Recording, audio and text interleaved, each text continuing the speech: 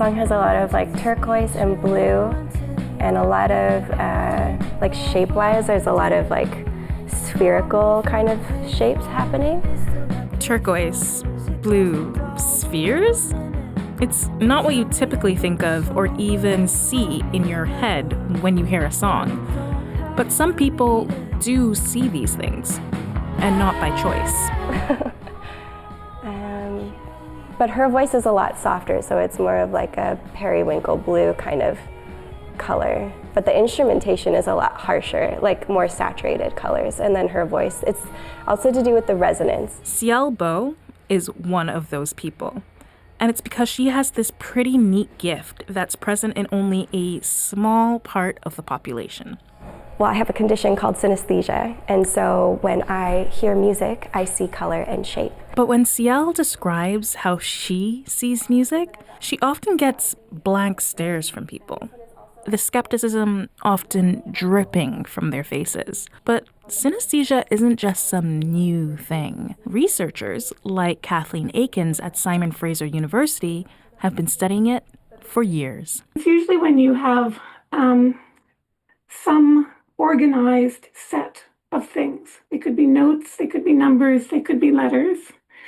And when you see them or think of them or even hear them, you have an experience that has nothing to do with that modality. Kathleen tells me that no one knows exactly what causes synesthesia. There are some theories, like an overconnection of certain areas of the brain, but not everyone agrees with that theory, and not everyone agrees on one specific cause. What researchers do agree with is that these experiences are involuntary. Those who have it tend to be very creative, and synesthetic experiences can be pretty overwhelming. It can act as a real source of noise, because if it doesn't align or your task is one where you want to go very quickly, then it could be very hard to suppress the noise, which is the color, the personality, while doing what you want to do quickly without thinking about those things. With synesthesia, there are hundreds of types. Some might taste flavors when seeing specific shapes, or see colors when hearing music, like Ciele. These experiences first manifested in childhood.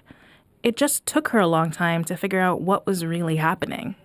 I was 22 when I first realized that I had synesthesia, and I think I always knew that I saw color when I heard music, and that experience was true for my whole life, but I just assumed that people didn't talk about it because it was just normal. It was just yeah, we're all experiencing this, so why would you bring it up kind of thing.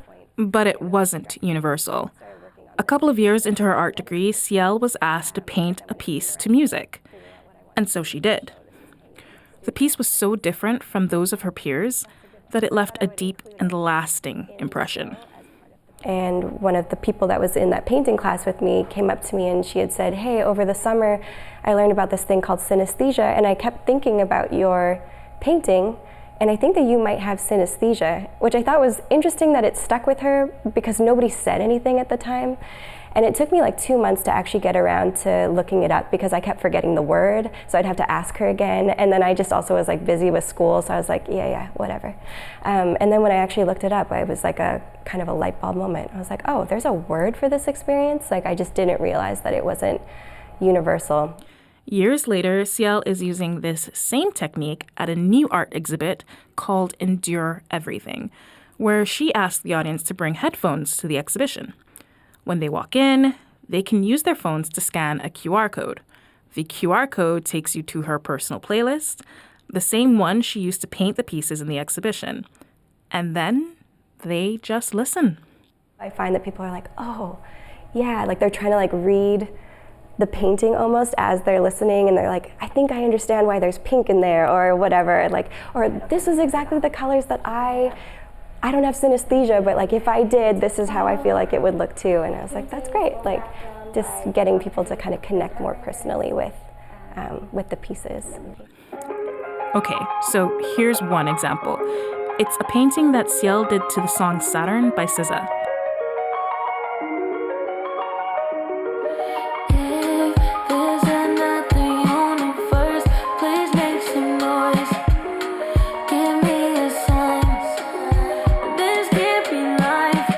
where she uses her sound to color synesthesia to translate sheet music of her favorite songs.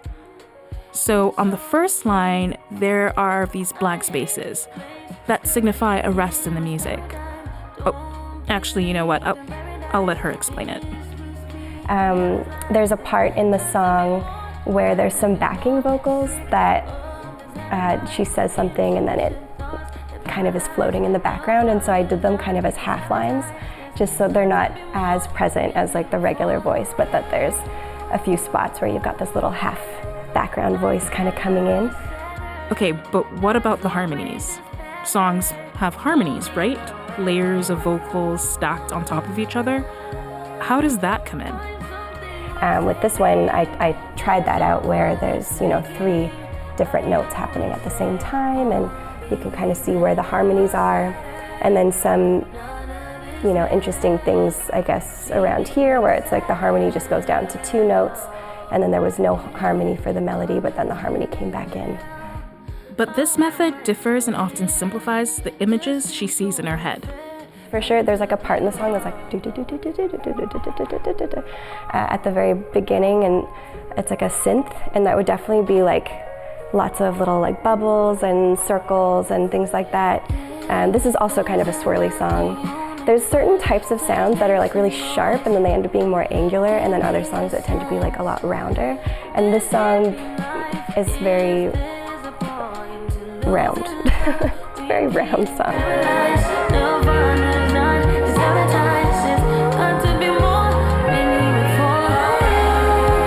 With her exhibition, Ciele wants to show people what it's like and to connect everyone through their different experiences.